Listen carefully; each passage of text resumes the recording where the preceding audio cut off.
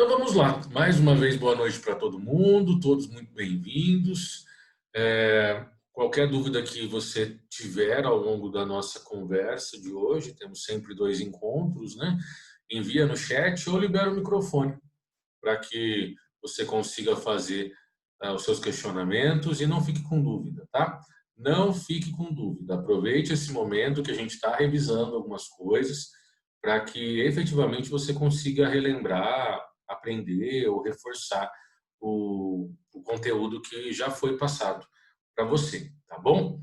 Então, vamos lá. Nós estamos relembrando essa conversa sobre teoria da ação e trabalhamos com partes como primeiro elemento da ação. Então, pessoal, qual que é a ideia que nós temos que entender? Sempre quando nós pensamos em um processo, e a nossa disciplina é de fato processo civil, e falar de processo civil é falar da experiência processual, falar de fórum judiciário, das pessoas levando as suas demandas e as suas situações perante a autoridade competente para ter ela ali apreciada. Toda a ação ela é iniciada por uma petição inicial. Então, nós não temos uma ação, tanto quando a gente pensa em pressupostos da ação, um dos pressupostos de validade da ação é a petição inicial válida. E o que é uma petição inicial válida? Nós chamamos de petição inicial válida aquela petição inicial que preenche os requisitos da lei processual, do Código de Processo Civil. Então, se nós abrirmos o artigo 319 do CPC, nós teremos ali os requisitos da petição inicial. E aí nós estamos relembrando tudo isso.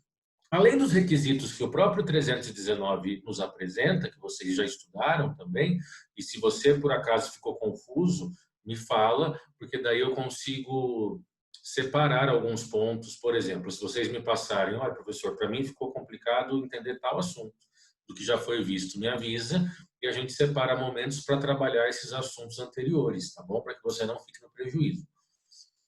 Nós temos, dentro da teoria da ação, três elementos, que são elementos indispensáveis para que nós possamos compreender as ações judiciais. Nós começamos na nossa aula anterior a falar sobre esses elementos e vimos que o primeiro elemento da ação são as partes. E também já sabemos que parte é quem figura no processo como autor ou como réu. Então, você já sabe disso, que quando nós olhamos para um processo, nós identificamos as partes e também identificamos os sujeitos do processo. E tem diferença entre eles. Parte é quem está no processo como autor ou como réu. Simples assim.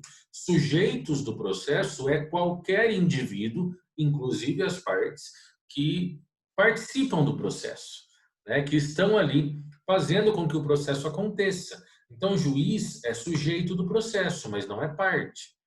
Oficial de justiça é sujeito do processo, mas não é parte, porque parte é autor e réu. Ok. E aí nós vimos as primeiras classificações sobre parte processual, parte material, parte simples, parte complexa, enfim.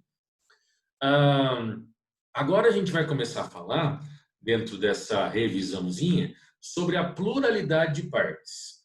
O que eu quero dizer com isso? Todo processo ele permite que haja um autor e um réu, mas também é possível que eu tenha mais de um autor e mais de um réu, ou mais de um autor contra um réu, ou um autor contra vários réus.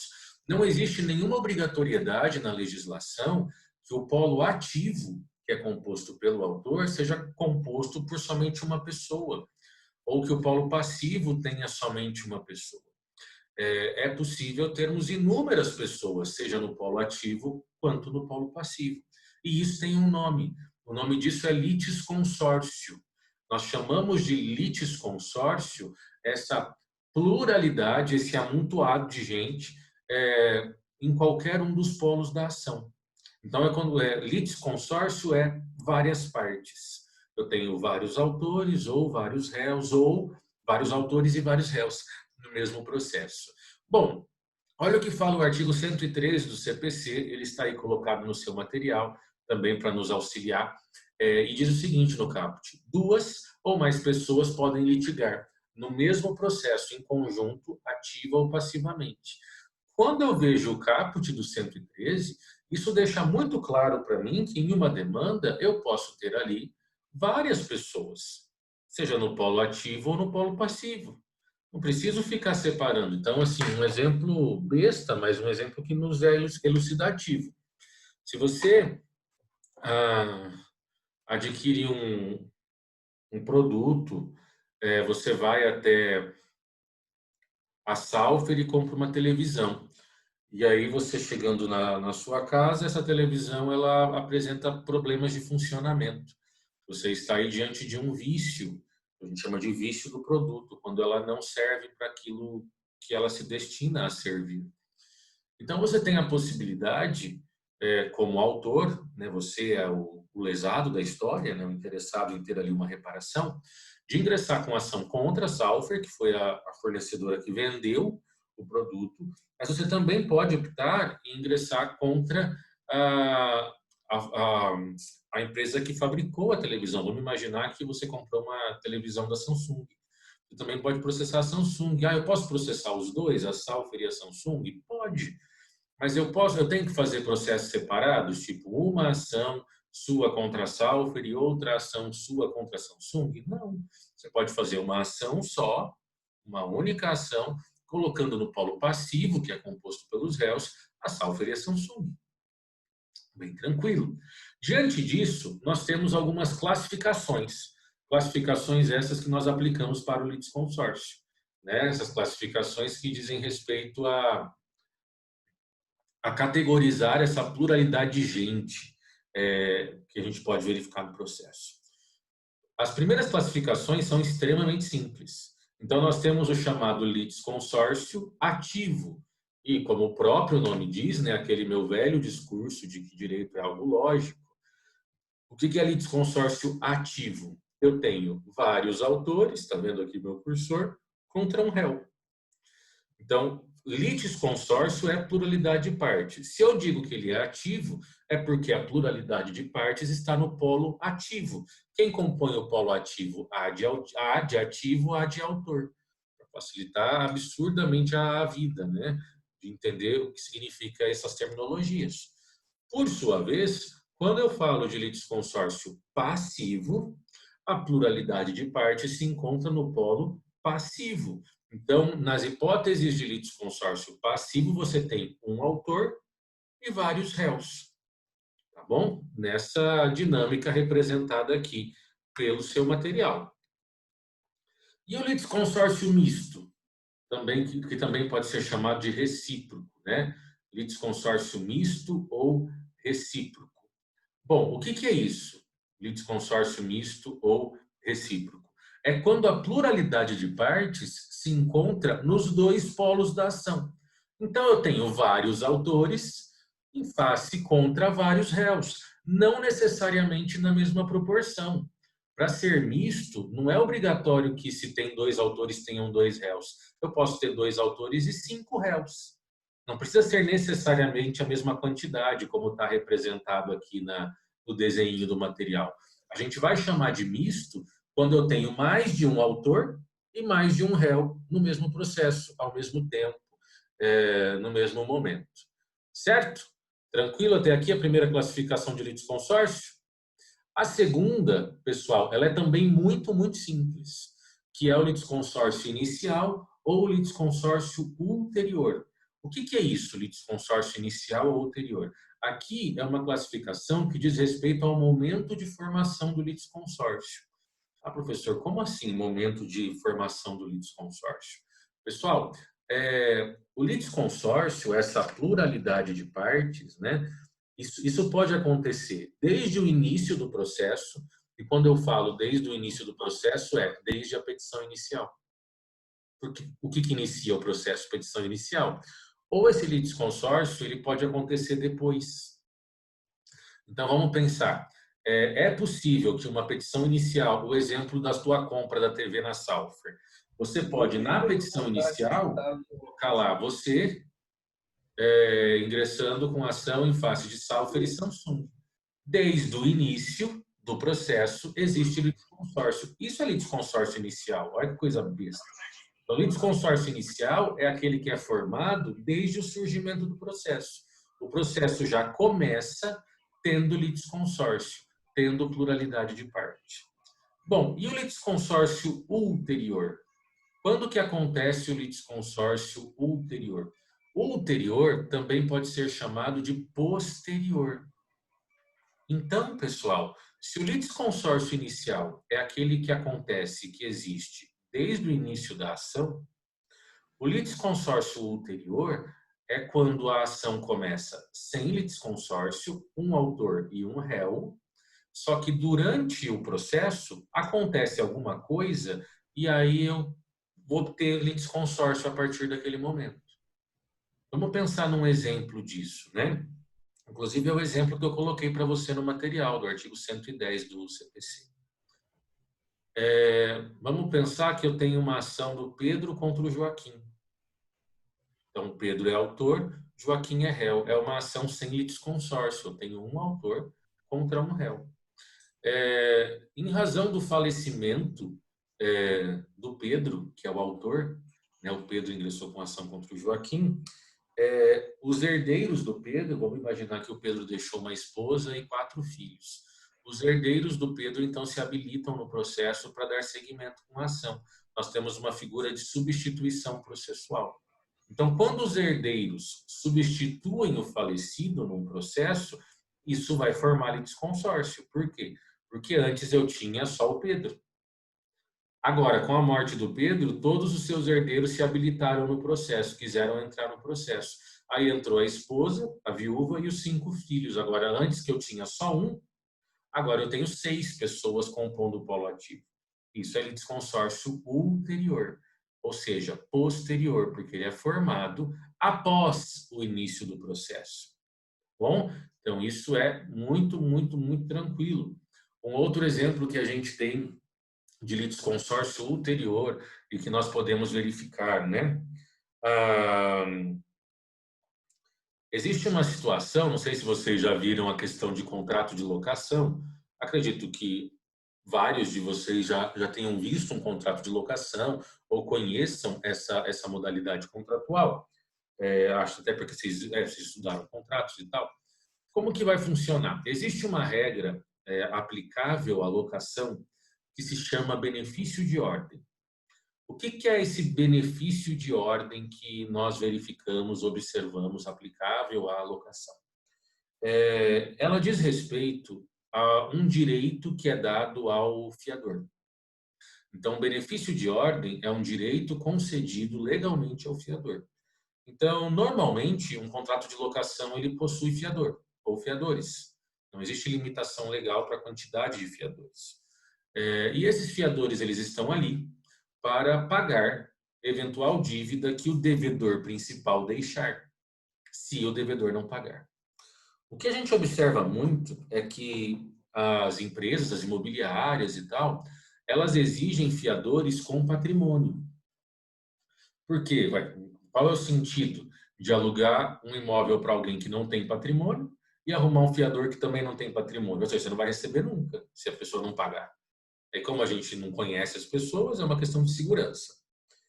Mas a gente observa também que, diante da ausência de pagamento por parte do devedor principal, é extremamente comum que se processe o fiador, direto já o fiador. E aí vem o Código Civil e ele diz o seguinte, que ao fiador há um direito, que a gente chama de benefício de ordem, em que primeiro tente receber do devedor. E se o devedor não pagar, aí se volte contra o fiador. Mas que primeiro tem que tentar contra o devedor. E aí a responsabilidade do fiador é residual. Se o devedor não pagar, ou naquilo que ele não pagar, vai que você consegue morder do devedor metade da dívida. Aí fica só a metade para o fiador. Né? O que vai acontecer bastante? Os contratos de locação, eles já sabendo disso, eles preveem uma cláusula que se chama renúncia ao benefício de ordem. Essa cláusula ela é válida. Então, quando o fiador assina um contrato de locação, né, como fiador, e lá tem lá a cláusula de renúncia ao benefício de ordem, ele está abrindo mão desse direito. E aí ele pode ser cobrado diretamente, antes de se tentar cobrar do devedor. Tá, mas por que eu estou falando isso se eu estou falando de litisconsórcio ulterior? Vamos imaginar que é uma ação em que não houve a renúncia do benefício de ordem, e aí o fiador foi cobrado, ingressou-se com uma ação de cobrança contra o fiador. O fiador vai indicar o devedor principal, e isso é por meio de uma intervenção de terceiro que vocês estudaram, chamada chamamento ao processo, e esse devedor principal vai ser trazido ao processo. É uma das hipóteses do artigo 130 ou 132 do CPC. E aí, inicialmente, era um processo sem litisconsórcio, dono do imóvel contra o fiador da locação. Agora, diante de ter trazido o devedor principal para o processo, eu tenho um litisconsórcio posterior. Por que a gente vai chamar de posterior ou ulterior? Porque ele foi formado após o início da ação. André, diga, você levantou a mão aí, né? Professor, Oi. essa tentativa que o senhor colocou aí do recebimento pelo devedor principal, essa tentativa tem que ser judicial? Tentativa. Ah, tá. Porque assim, o senhor Para o colocou que... fiador pedir essa questão do benefício de ordem? Isso. Sim, sim, tem que ser judicial. Se ele não tiver renunciado, é um direito que ele tem de que a ação judicial se volte primeiro contra o devedor. Tá? Era nesse sentido que você perguntou? Isso, porque, né, o senhor falou que ele tem esse direito aí da questão de ordem aí, e daí o senhor colocou que é primeiro passível a tentativa de recebimento do devedor principal. Aí eu queria saber realmente se deveria ser de forma Não. judicial ou a tentativa de recebimento só de extrajudicial fosse o suficiente para poder já... Entendi. Na verdade, então, não é. Por que não é, André? Porque, assim, entende-se, né, que sempre quando nós temos um processo judicial, acredita-se que as partes tentaram realizar ali alguma composição extrajudicialmente. Se o benefício de ordem fosse permitido no âmbito extrajudicial, isso mataria a finalidade do instituto, porque daí os credores falariam: eu tentei receber do devedor, porque sempre se faz cobrança, né?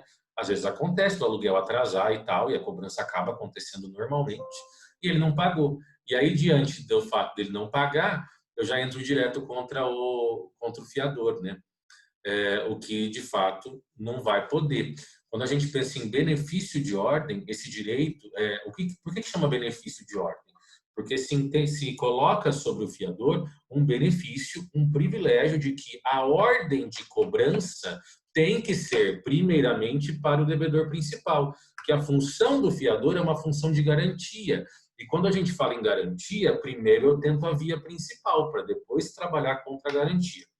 Mas, na prática, André e todos os demais, isso vai acontecer? Na prática, isso não vai acontecer de maneira comum, porque todos os contratos de locação feitos por imobiliária que eu já li na vida, todos têm a previsão de renúncia ao benefício de ordem. A única vez que eu consegui derrubar uma previsão de renúncia do benefício de ordem, e aqui fica uma dica para os senhores quando forem elaborar contrato. Inclusive, tem uma situação agora em que eu estou elaborando um estatuto para uma associação religiosa e tal, e foi mandado um esqueleto, e a associação é de longe, de outro estado, e aí enviaram esse esqueleto para o padre, que de alguma maneira presta o serviço, a assistência espiritual, enfim, para a própria comunidade. E o padre comentou que ele achava interessante colocar os artigos, o número dos artigos. E aí foi onde eu fui explicar para o fundador da comunidade que isso não é viável, colocar número do artigo. Por uma razão muito simples, a lei muda bastante. Então, a gente tem um artigo hoje que significa uma coisa, ele pode ser alterado amanhã.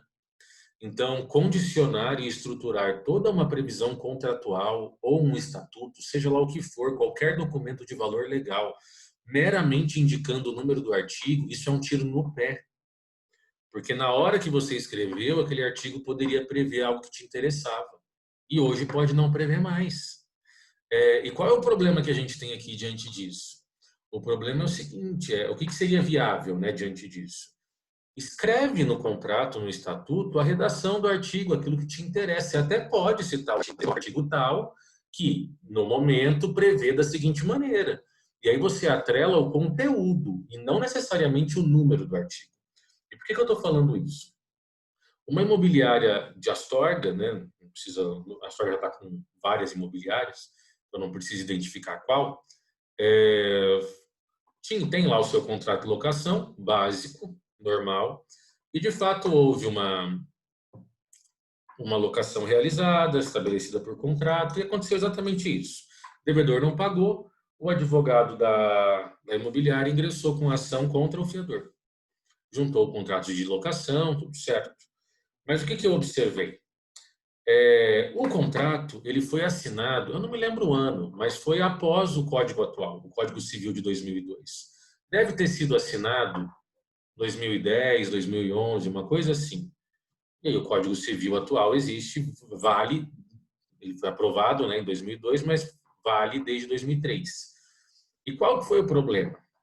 Eu não sei se esse advogado que fez o contrato, pegou um modelo na internet e forneceu, apesar que é uma imobiliária que já faz um bom tempo que está na cidade, ou se realmente era um contrato antigo, da década de 90, por exemplo, em que eles nunca se preocuparam em atualizar, em que alguém desse uma olhada no contrato.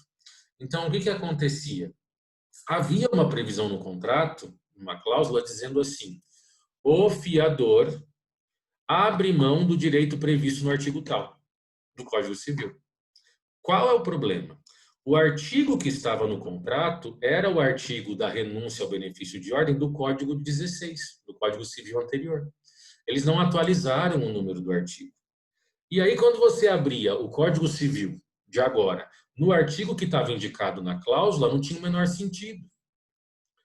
E qual é o problema? O problema é justamente de um contrato que só cita número de artigo. Porque se ele tivesse colocado lá no contrato, o fiador renuncia ao benefício de ordem, previsto no artigo tal, ok, estava lá, renúncia ao benefício de ordem. Mas só estava lá, o fiador renuncia ao direito previsto no artigo tal. E o artigo tal não fala sobre isso, porque em nenhum momento no contrato fala Código de 16, fala só Código Civil. Diante disso, deu para derrubar. E aí foi respeitado o benefício de ordem, ele teve que primeiro tentar receber do devedor.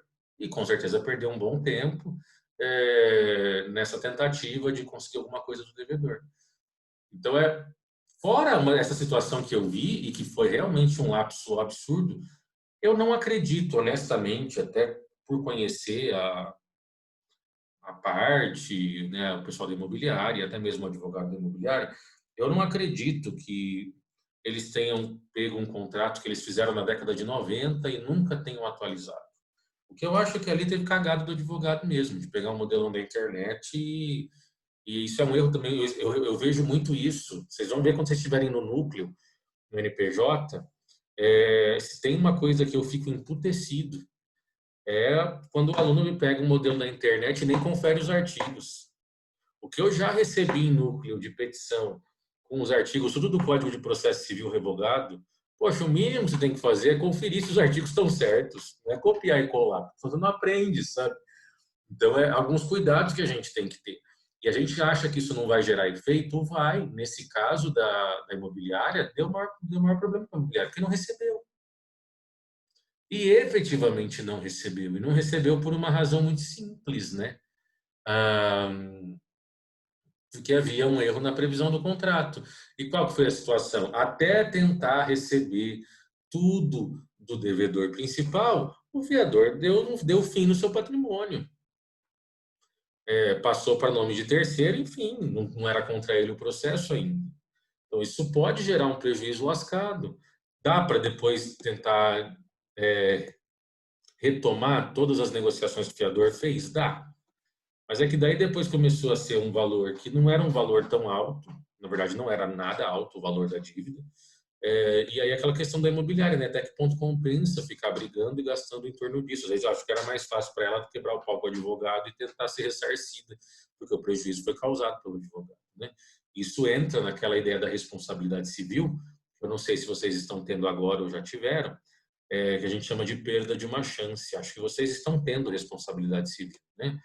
Tem uma modalidade de responsabilidade civil que se chama responsabilidade pela perda de uma chance.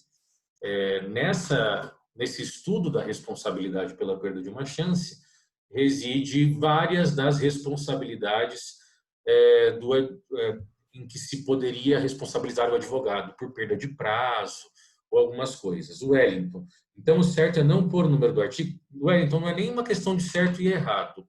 É uma questão de proteção. Não tem problema algum você citar o número do artigo, desde que você seja uma pessoa que preste assessoria para a empresa e que você faça a revisão do contrato todo mês. E aí, diante de qualquer alteração legislativa, você vai lá e corrige. Aí não tem problema nenhum. Fica muito mais fácil, o contrato fica menor e tal. Qual é o problema disso? De se colocar, por exemplo, só o número do artigo? Dois problemas que eu vejo. O primeiro problema é essa necessidade que você vai ter de ficar sempre com receio de estar sem proteção, de ter mudado alguma coisa. Porque, por mais que a gente acompanhe algumas coisas, a gente não sabe todas as leis que são mudadas por dia, porque são várias, não dá tempo de ficar indo atrás de tudo isso. A gente vai vendo aos poucos mesmo. E o outro problema que eu tenho é que eu acho que só colocar, mas daí é um achismo, tá?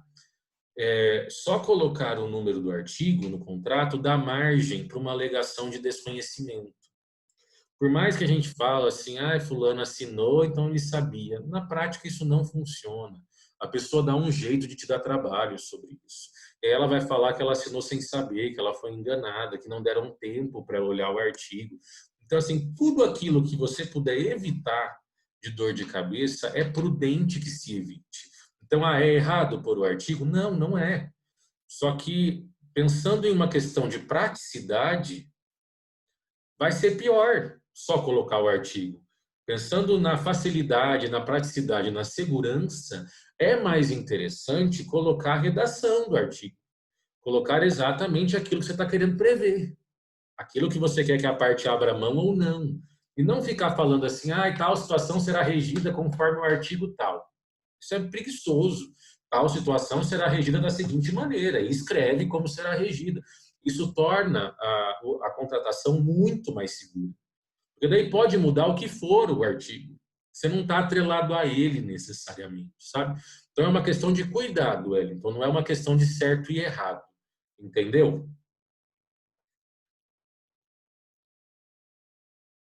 Beleza? Vamos lá. Continuar. Então, vimos essa questão. Entenderam o litisconsórcio inicial e ulterior, posterior? Tudo certo? Alguma dúvida até aqui? Podemos seguir? Tópico C. Próxima classificação de litisconsórcio. E essa é uma classificação que cai bastante em OAB, em concurso, tá? Primeiro porque a OAB não vai ficar cobrando classificação anterior, porque é muito fácil, né? Então, eles acabam colocando essa classificação de necessário e facultativo. Se nós pegarmos a classificação de litisconsórcio, a classificação que mais cai é necessário e facultativo, e também no que diz respeito aos efeitos da sentença, que é o unitário e o simples. São as classificações mais chatinhas, mas não é nada absurdo, e, consequentemente, até por um padrão da prova mesmo, são as mais exigidas. Vamos lá. Quanto à formação desse litisconsórcio, né? Ele pode ser ou necessário ou ele pode ser facultativo. Vamos entender isso, litisconsórcio necessário e litisconsórcio facultativo. Primeira situação que nós temos, litisconsórcio necessário é quando eu sou obrigado a formar litisconsórcio. Então, e quando eu falo necessário, todo litisconsórcio necessário, aqui é uma dica, tá? Você não vai achar isso fácil em livro, mas é uma dica. Todo litisconsórcio necessário, ele é inicial, tá? Você precisa formar litisconsórcio desde o início do processo. Então, a sua petição inicial ela já tem que ser formada com litisconsórcio. Então, desde o começo da ação, nós já temos que ter ali um litisconsórcio formado. beleza? Isso é o litisconsórcio, né? A ideia do litisconsórcio necessário é quando a parte, eu, autor, porque é o autor que faz a petição inicial, quando o autor ele é obrigado a formar litisconsórcio.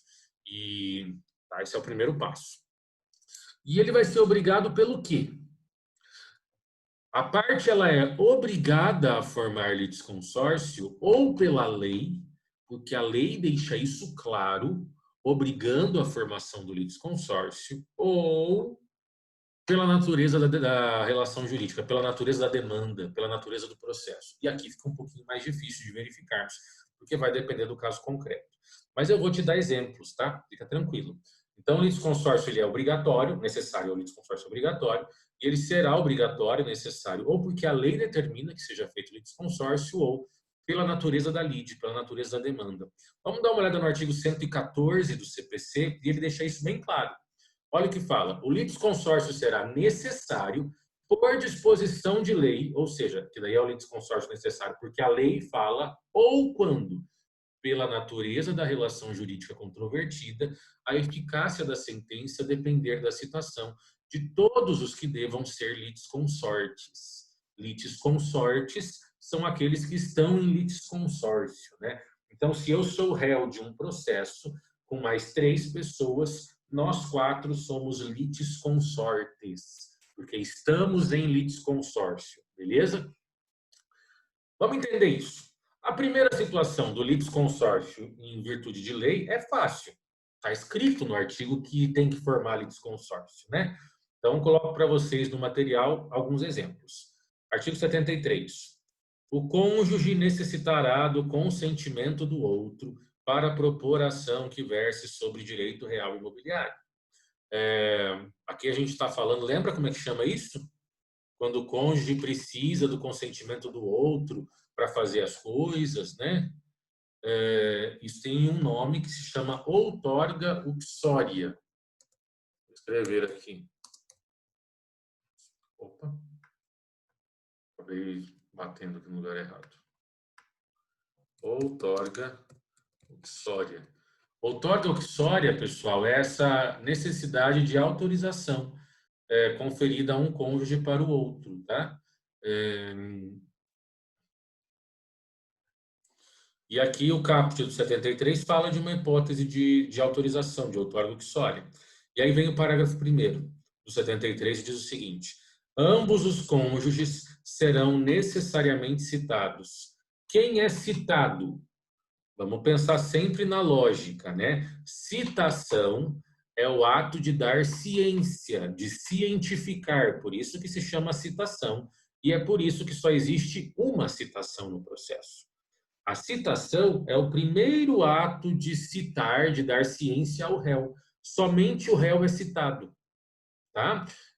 O autor nunca é citado, ele é sempre intimado. E o réu é citado na primeira vez que ele recebe alguma coisa do processo. Nas demais situações, ele será também intimado.